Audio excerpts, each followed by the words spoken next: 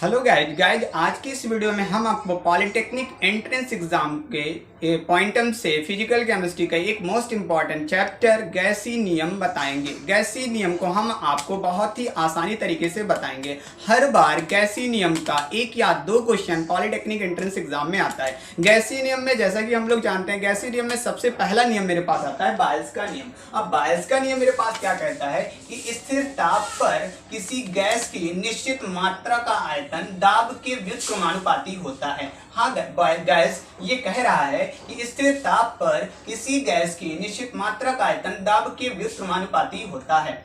अब यहाँ पे ये नियम तब अप्लीकेबल होगा जब मेरे पास तापमान स्थिर होगा। अब इस नियम को हम अगर गणितीय रूप से देखें तो हम यहाँ पे लिख सकते हैं कि बायल के नियम का गणितीय रूप, तो यहाँ पे आप लोगों ने ऑलरेडी पढ़ लिया है कि दाब के व्युत्क्रमानुपाती होता है। तो यहाँ पे हम इसको लिख सकते हैं V inversely proportional to 1/P। ये नियम तब अप्लीकेबल होगा जब आपके पास तापमान स्थिर होगा और गैस की मात्रा निश्चित होगी। अब यहाँ पे आप लोग जानते हैं V inversely proportional to 1/P है। अगर आप प्रोपोर्शनलिटी का साइन हटाएंगे तो कोई ना कोई नियतांक आएगा, तो V इक्वल्स टू K/P, या आप इसको लिख सकते हैं PV इक्वल्स टू कांस्टेंट या PV इक्वल्स टू K। तो जहां पे K क्या है, एक स्थिरांक है, और यहाँ पे P क्या है, गैस का दाब, और V क्या है, गैस का आयतन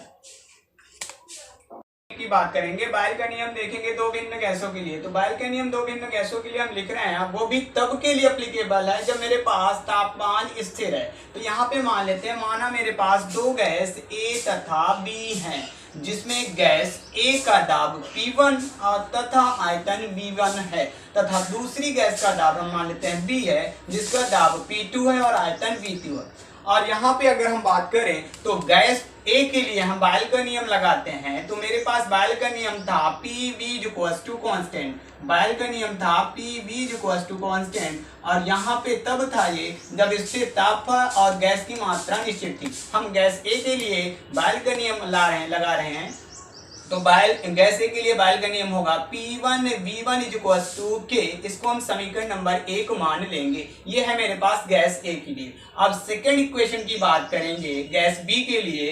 गैस B के लिए सेकंड इक्वेशन बनेगी मेरे पास P2 V2 equals to K। ये समीकरण नंबर 2। अब हम क्या करेंगे, समीकरण 1 को 2 से भाग देते हैं। जब हम समीकरण 1 को 2 से भाग करेंगे तो मेरे पास बनेगा P1 V1 upon P2 V2 equals to K/K। K से K कैंसिल आउट हो जाएगा, तो मेरे पास फॉर्मूला बन जाएगा दो गैसों के लिए बायल्स का P1 V1 equals to P2 V2। हाँ गैस, ये दो भिन्न गैसों के लिए बायल के नियम का गणितीय रूप है। अब यहाँ पे हम बात करेंगे गैस ग्राफ की। तो ग्राफ की हम बात करते हैं, तो मेरे पास बायल्स का मतलब गणितीय रूप था V inversely proportional to 1/P। यहाँ पे अगर हम ग्राफ प्लॉट करें V वर्सेस P, तो यहाँ पे ये हम लेते हैं, इसको मानते हैं Y एक्सिस। तो Y inversely proportional to 1/x graph बन रहा है। मतलब अगर जब आप Y की वैल्यू इंक्रीज करेंगे तो X की वैल्यू डिक्रीज होगी। ये मेरे पास किसकी वैल्यू होगी, यहाँ पे Y एक्सिस है तो यहाँ पे होगा V, और ये मेरे पास X एक्सिस है तो यहाँ पे होगा P।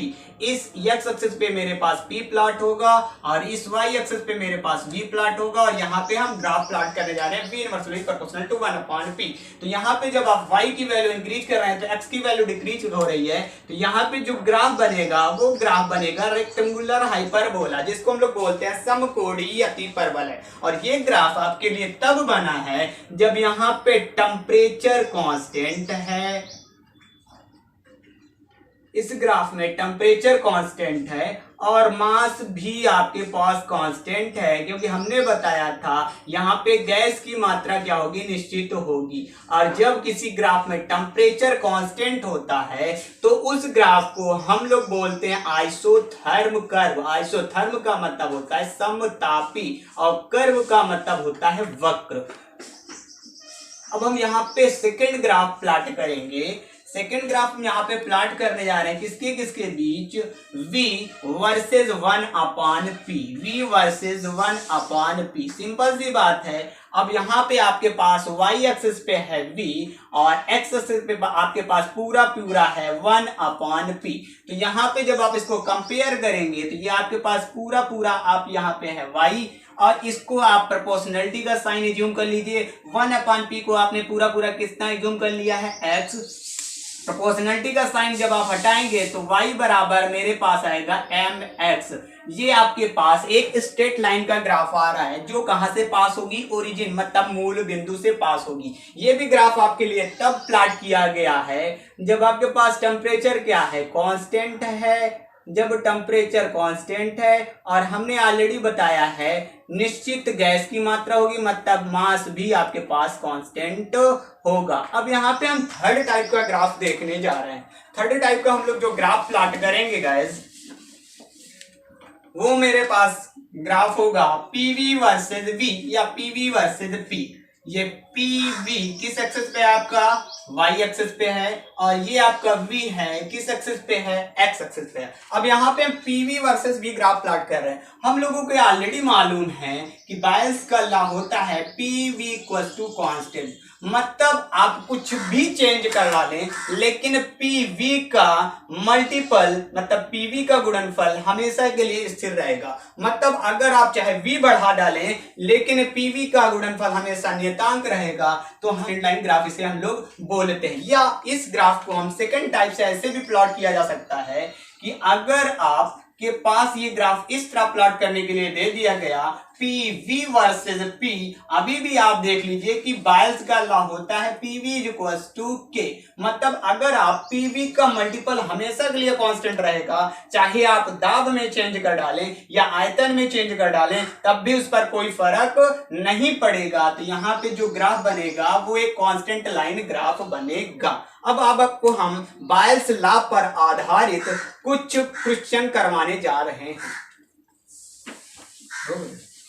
अब हम यहाँ पे बायल के नियम से संबंधित कुछ प्रश्न करेंगे। प्रश्न नंबर 1 मेरे पास आएगा जो न्यूमेरिकल का टाइप होगा। क्वेश्चन नंबर फर्स्ट मेरे पास अगर है किसी ताप और 100 सेंटीमीटर दाब पर एक गैस की किसी मात्रा का आयतन 50 ml है। यदि उसी ताप पर प्रसार करके गैस का आयतन 100 ml कर दिया जाए तो दाब क्या होगा। पहले यहाँ पे आप क्वेश्चन को 2 बार ध्यान से पढ़िए। ये क्या कर रहा है, किसी ताप और 100 सेंटीमीटर दाब पर एक गैस की किसी मात्रा का आयतन 50 ml है।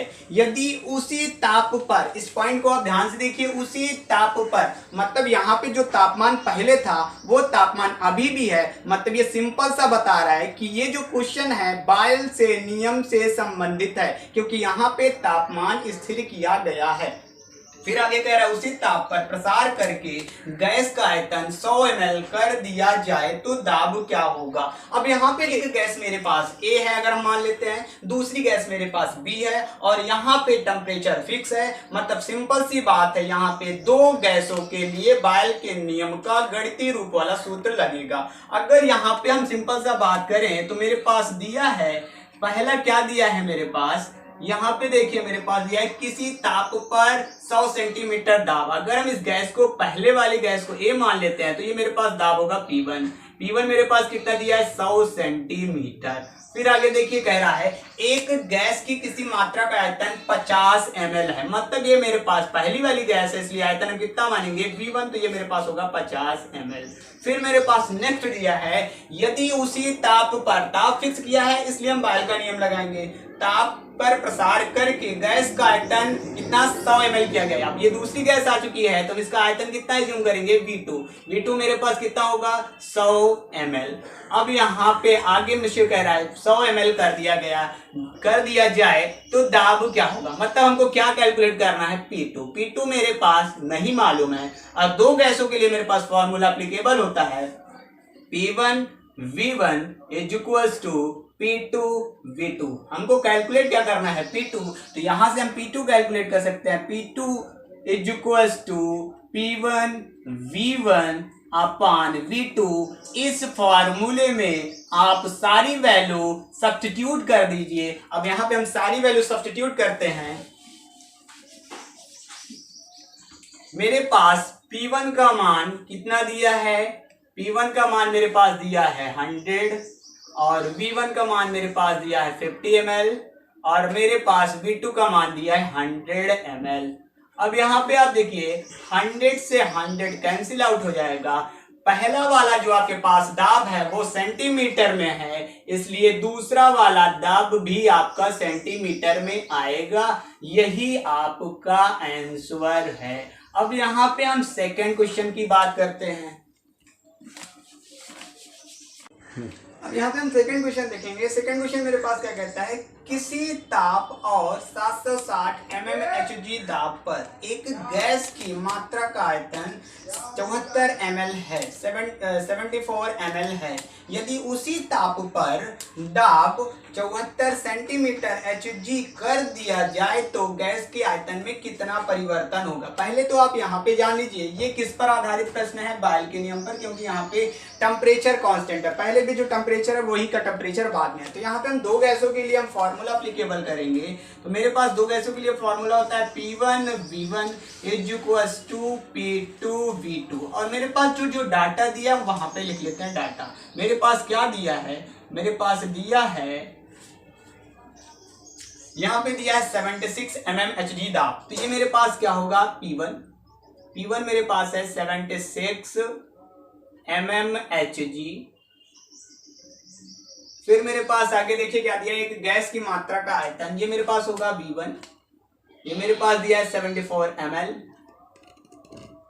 मेरे पास कह रहे हैं यदि उसी ताप पर दाब, मतलब मेरे पास ये होगा नेक्स्ट P2 जो मेरे पास कितना है 74 सेंटीमीटर Hg। आप इसको mmHg में कन्वर्ट करेंगे तो 10 से मल्टीप्लाई करना पड़ेगा, तो ये हो जाएगा 740 mmHg। नेक्स्ट फिर हमको क्या कह रहा है कि गैस के आयतन में कितना परिवर्तन होगा, मतलब हमको क्या कैलकुलेट करना है, V2 जो मुझे नहीं मालूम है। अब यहाँ पे हम पहले V2 निकाल लेते हैं। तो फॉर्मूला हम अप्लाई करते हैं। यहाँ पे V2 बराबर मेरे पास फॉर्मूला आएगा V2 = P1V1 अपान P2। P1 का मान मेरे पास है 76 और यहाँ पे मेरे पास V1 का मान है 74 और यहाँ पे मेरे पास P2 का मान है 740। 0 से 0 कैंसिल आउट हो जाएगा, 74 से 74 कैंसिल आउट हो जाएगा, मेरे पास आ जाएगा 76।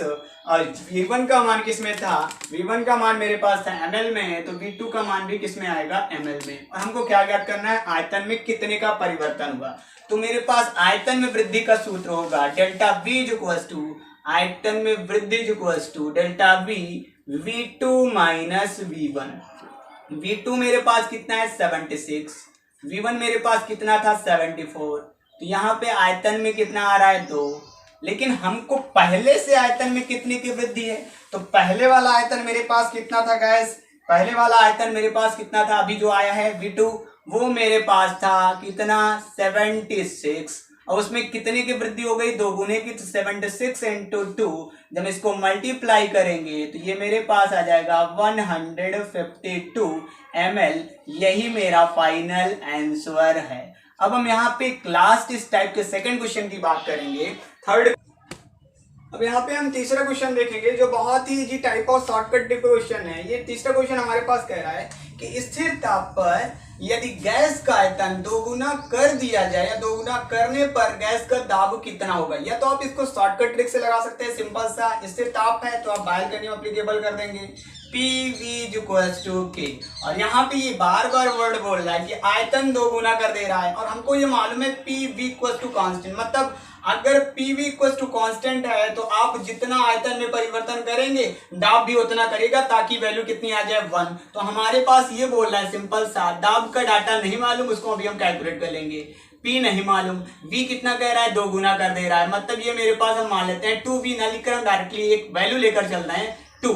और यहाँ पे ये कितना रहना चाहिए, कांस्टेंट। तो यहाँ पे आप देखिए कि यहाँ पे P का मान कितना रख दिया जाए ताकि ये वाली वैल्यू कट के कांस्टेंट बते, सपोज 1 मान लेते हैं। तो यहाँ पे अगर हम चेक करते हैं डाटा, तो P बराबर अगर हम यहाँ पे 1/2 रखते हैं तो 1/2 into 2 is equal to K, मतलब इन दोनों का गुणनफल एक नियतांक बना रहेगा। तो मेरे पास ये शॉर्टकट ट्रिक आई कि अगर हम कभी भी आयतन दोगुना करते हैं तो दाब मुझे कितना करना पड़ेगा, 1/2। या आप ग्राफिकली सोच सकते हैं सिंपल सा, जब हम V versus P graph plot कर रहे थे तो मेरे पास ये वाला जो ग्राफ निकल के आया था, ये आया था समकोणीय अतिपरवलय। अगर आप ये देखें ध्यान से यहाँ पर कि अगर ये बोल रहे हैं V का मान कितना गुना, 2 गुना। जब V आप 2 गुना कर रहे हैं तो P आप सिंपल सा सोचिए कितना होगा, तो P उतना ही गुना से क्या करेगा, डिक्रीज करेगा। तो मतलब उतना ही गुना से डिक्रीज करेगा।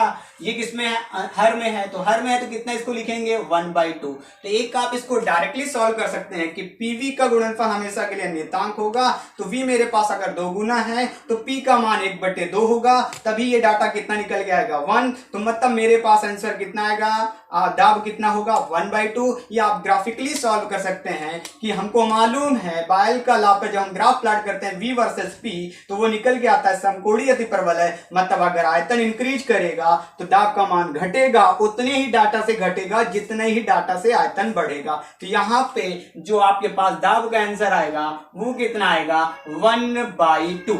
अगर आपको गाइस इस टाइप के क्वेश्चन अगर समझ में आए हो तो हम आपको एक क्वेश्चन देंगे, आप इस क्वेश्चन का आंसर कमेंट बॉक्स में सेंड करें ताकि हमको आगे वाले जितने भी न्यूमेरिकल्स टाइप के क्वेश्चन बनाने हैं उसमें बनाने में प्रॉब्लम ना हो। आज आपको सॉल्व करना है, आपको इस क्वेश्चन का आंसर कमेंट बॉक्स में सेंड करना है ताकि हमें आगे की न्यूमेरिकल बनाने में कोई प्रॉब्लम्स ना हो। और फिर इसके बाद हम एक नया लॉ लेंगे जिसको हम बोलेंगे चार्ल्स लॉ।